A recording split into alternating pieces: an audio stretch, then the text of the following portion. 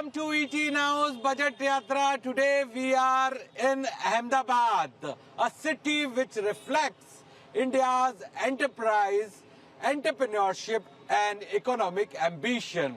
So in Ahmedabad's Budget Yatra, we'll talk to retail investors of Ahmedabad, IIM Ahmedabad student and real estate developers. We'll try to know what are their expectations from union budget, which kind of announcement they are really hoping in upcoming union budget.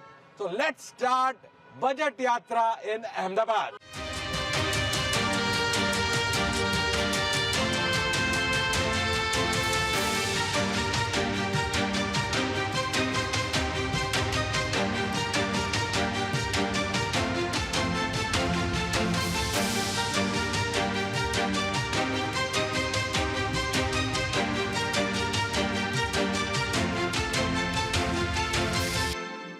Hello and welcome to ET Now. This segment of Budget Yatra is from one of the most prestigious premier institute of the country, that is IIM Ahmedabad, and I am joined by students of IIM Ahmedabad to know their wish list, their suggestions for upcoming union budget.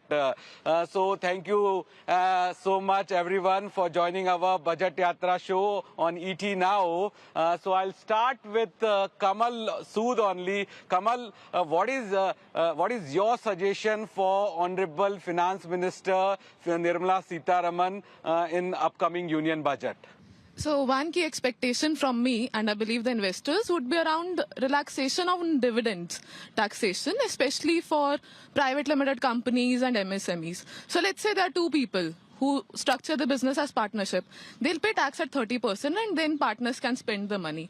If the same two people form the business as a private limited company, the company pays corporate tax at 25% and then the people again pay tax as shareholders on dividends at, let's say, 30%. So to promote more transparent form of business, which is a company, and I think which the government also wants through all its schemes, is to relax tax on dividends. Okay, relaxation on tax on dividend. Any suggestion for LTCG, STCG? So I think LTCG tax again should be reduced a bit because From 12.5% to? Maybe 10% again or slightly lower can go as far as 5% because how do you promote people to remain invested in their investments and, not just focus on speculative gains? So the way to that is to reduce tax on long-term capital gains. Maybe yes. Increase the period for long-term, but reduce the tax. Okay. Saurav, you have any suggestion? What would be your suggestion for FM? Yeah, so my suggestion would be, we have created a new regime taxation and we have seen that in the new regime, the old regime has become very much uncompetitive. But so more than 90% taxpayers are in new regime only, and eventually it will increase to 95, 97, 98% of taxpayers. Right, definitely. But the old regime had few good things. For example, it promoted investments through the way of ATC, it promoted health insurance through the way of ATD, and it also had a lot of things like interest on interest on car loans, etc., which were electric in nature. So these were the things which the government used to promote. However, since the people are moving towards the new regime, it has been going. So the government should evaluate whether few things with respect to that could be retained in the new regime, or maybe the old regime could be made more competitive as compared to the new one. So you want some sort of deductions in new regime also? Yeah, so because basically indirectly earlier people used to have certain portion of their income, even for tax purposes, put into some investments or health insurance, but it is not there. So it could be better for the long-term view of the country. Okay, brother, what you have to say?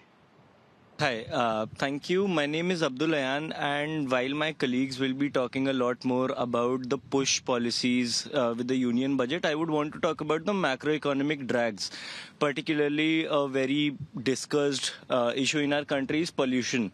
So there, apart from the premature deaths, there are a lot of other fiscal burdens that it puts our country through, one of which is, for example, sick leaves. There is reduced labor participation in the workforce as well. And it causes about a loss of about 10% to our GDP. And this is also a well-addressed issue at a national level.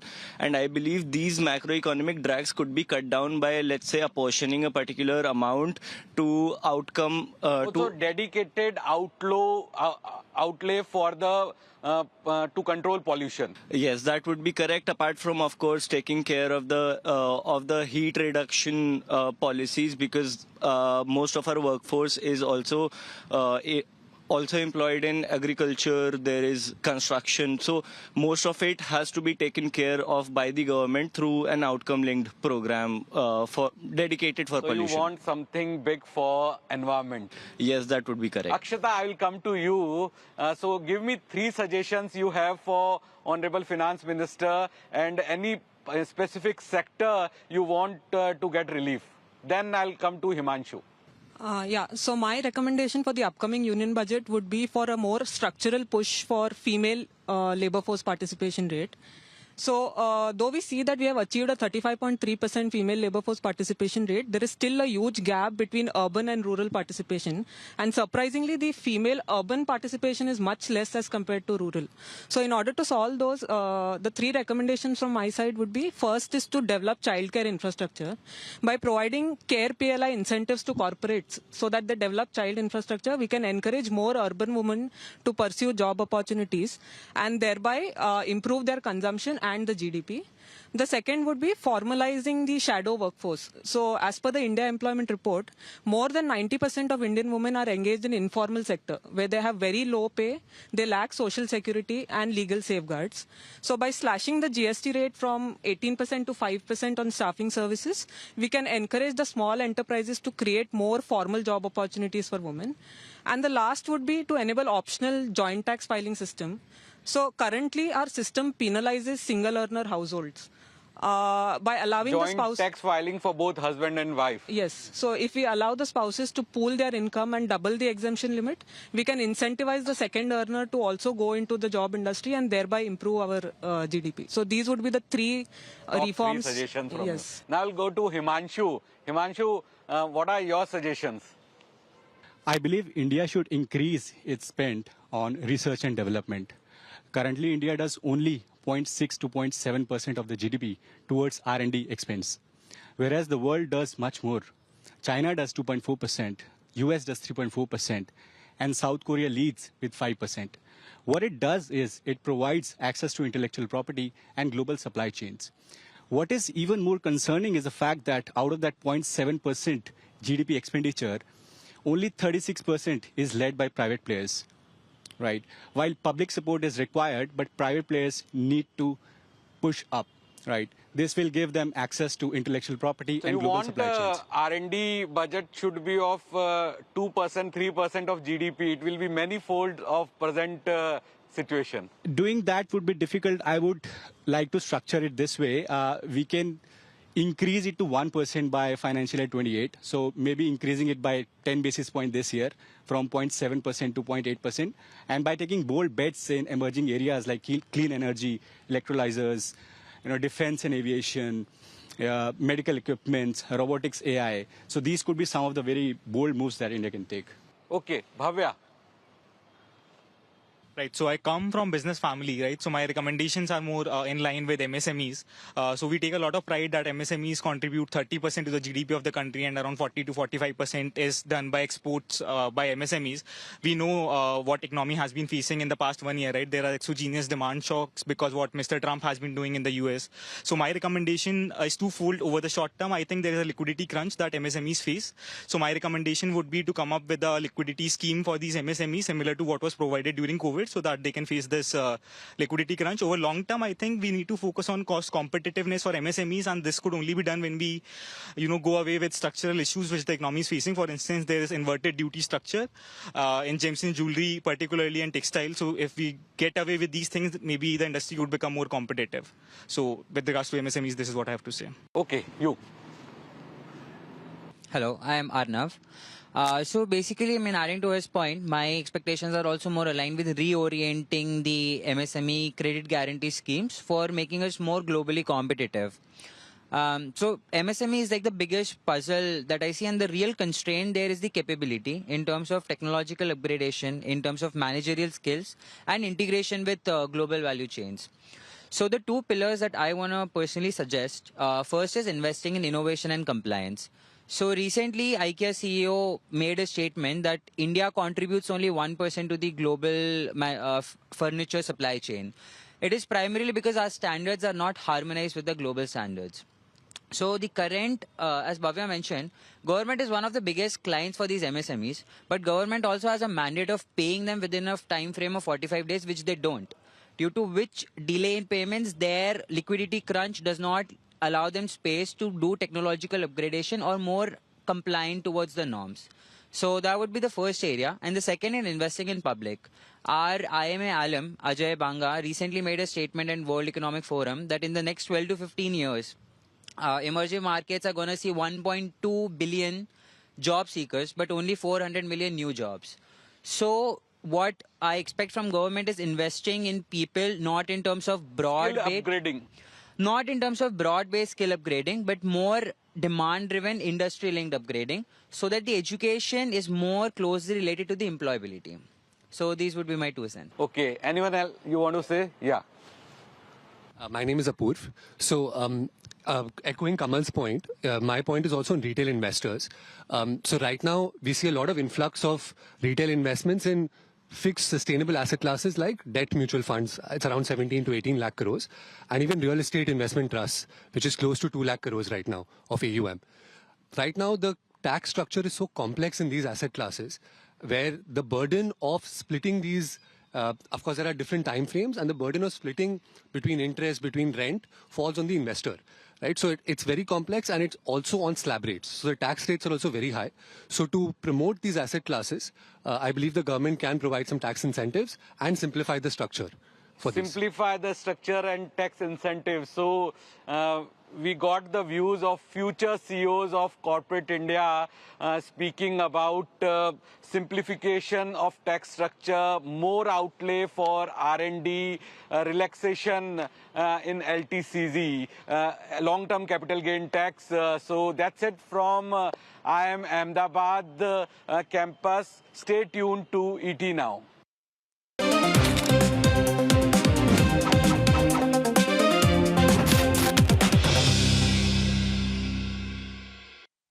In this segment of Budget Yatra from Ahmedabad, we'll talk about real estate sector of Ahmedabad because real estate sector in Ahmedabad has emerged as a top destination for investors, for home buyers, and if we talk about the rental yield also, Ahmedabad has given top rental yield as compared to other cities in India. So I'm joined by Kidai Ahmedabad members who are developers also.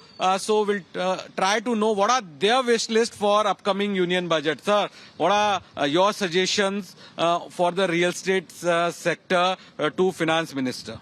So we'd like to request our finance minister that if they can restart the interest-linked subsidy scheme that was given direct, the benefit which was given directly to the customer who was buying their home for the first time. For a non-metro city, it was 60 square meters of the carpet area. So I think they can increase the carpet area and they can start the same interest-linked subsidy on the home loan, which was directly benefited to the customer. It will indirectly boost the industry at all. So when it was given that interest-linked subsidy was given, you have seen that there was a boost in housing sales? Yes. So because of the 2,60,000 interest subsidy, a lot of people who were in rental houses, they thought of buying their own houses because they were getting subsidy directly to their loan accounts. So it was a win-win situation for them because if they were buying some apartment for 50 lakhs, out of which 2,67,000 was supported by the government as a subsidy. So it was a very It was a win-win for developers, for home buyers, and for a government also in a way because housing for all mission was getting fulfilled, sir. Sir, from you, I want to understand what are the present challenges in real estate sector of Ahmedabad, and do you agree that Ahmedabad will emerge as a hot favorite destination for many more coming years, because on the rental yield front we are seeing that Ahmedabad is giving the highest rental yield? Sir, if you look at the data, I think Ahmedabad is right now is sitting on number 7. So what we think, just before I think few days back, we have done a fantastic property Olympiad in Ahmedabad, and that is our guide property Olympiad. And our tagline this time was, this decade is going to be for Ahmedabad. In Gujarati we say that હવે અમદાવાદ નો દશકો છે. So ये दशक है जो अहमदाबाद का है. This is what I want to say. And What factors are supporting that this decade belongs to Ahmedabad? Look, there are a lot of factors which is supporting Ahmedabad. Initially, it was when Modi ji was CM of Gujarat, a lot of policy making was done at that particular point of time. Now, after 2012 and 2014, I think the policies supported Ahmedabad real estate development. Now, the sports infra is the biggest initiative which we have. Commonwealth आ रहा है, that is in 2030, 2029 में police and fire department का game is coming up in Ahmedabad. Then I think there are Olympic आ गया तो I think we say in Hindi that सोने पे सुहागा है अहमदाबाद के लिए. पर मेरे हिसाब से 26 to 36 this decade is 100% is going to be for Ahmedabad because we don't have any geographical boundary also. Okay. Like NCR we have 360 degree का perimeter, we can grow in any direction, we have super infrastructure and at the entry barrier is also very low at this point of time. जो अभी अहमदाबाद में enter नहीं कर पाएगा तो I will say कि he will be too late after 3-4 years. So this is one point. So new developers will also venture into Ahmedabad, you are confident? There is a lot of opportunity for new developers also. National players want to, if they want to come in Ahmedabad, I think there is a huge opportunity. And again, I think I will say that we request to state government also to reduce stamp duty on affordable housing. You know, there are 5% stamp duty right now, 4.9% plus 1%. So we request. Government also want revenue. Government also want money. They can have revenue. There are a lot of other ways to get the revenues also, but we want to request only for the affordable housing segment. If they can reduce it by 1%, there will be a huge boost for the first home buyers in Ahmedabad city also. Okay, sir. Sir is saying about the reduction in stamp duty on affordable housing. So, but that will come under the state budget. For union budget, what will be your wish list? See, this government's mantra has always been housing for all. When we say housing for all means it's more than 1 billion population. So we need to create a lot of houses. To create houses, we need a lot of support from the government and from all the stakeholders. There are 300 industries which are dependent on real estate directly or indirectly. So a lot of employment also gets generated from there. So if government does whatever we have been requesting since long, relook at affordable housing definition, relook at GST, relook at stamp duty by state government. So all those things, if somebody has to come in forward and look at everything as a whole, then only the entire thing can develop as an overall industry. We also wanted to have a request to government that this has been a long pending request that we should be assigned a industry status. That also will give a lot of credibility from lending and debt. Industry status to real estate sector. Okay, sir. So, final comment from you, sir. Sir, as a real estate industry, we appreciate last year's budget proposal of capital gain tax formulas. There are two formulas constituted with the indexation and with the indexation. For that, we request to reduce that 12.5% to 10% capital gain tax for the boost of real estate sector. And for talking for Ahmedabad, Gujarat, so in Ahmedabad, many bullet trains is connected with the financial capital Mumbai. Many automobile industries are coming to here. So migration will happen specifically in Ahmedabad real sector. And affordable sector is the requirement of the people, public at large. And so we request Union Ministry Finance to read the definition of affordable housing. Yes, sir. So you want to say something? No, we will like to recommend the same thing, that we want the change in the residential affordable housing policies. Definition of affordable housing. Yeah, so exactly. That's a common demand coming in from all the developers of Ahmedabad, and they are saying that this decade belongs to Ahmedabad because there are a lot of events coming in next few years. A lot of infrastructure development is also lined up. So developers are very much optimistic about the Ahmedabad real estate sector, but they are asking for change in definition of affordable housing that will help them to sell more and more affordable housing. houses. So that's it from Budget Chopal from Ahmedabad. Stay tuned to ET Now. We are in Ahmedabad, and when you are in Ahmedabad, you have to talk about investment because Ahmedabad has emerged as a top destination when we talk about the investment hubs, either HNI offices, long-term investment, or by the trading community also. Every second house in Ahmedabad will be making some sort of investments in a capital market, a mutual fund, or some sort of trading also. So for this Budget Chopal, I am joined by participants who are into the capital market, and they are in capital market from last 10 years, 15 years and 20 years. Sir, you are into the capital market from how many years, and for the upcoming budget, what is your one wish? Yes, I'm Drumil Vyas, and I'm associated with Sai Investors since last 7 years, and I have been seeing the research desk. And my wish for FM is that they promote the long-term investment, and for that they need to exempt LTCG exemption of from 1.25 lakhs to 2 lakh rupees exemption. Okay, LTCG exemption limit should increase. Presently it is 1.25 lakh. It should increase to 2 lakh rupees. Or plus they also promote the long-term investment by increasing by exemption of completely exemption of the LTCG. Presently, which is 12.5. Up to 5 years LTCG is implemented. Then after 5 years, they need to abolish the LTCG tax. Okay. Sir, what would be your single wish for Madam Finance Minister? I think budget is not expecting any surprises.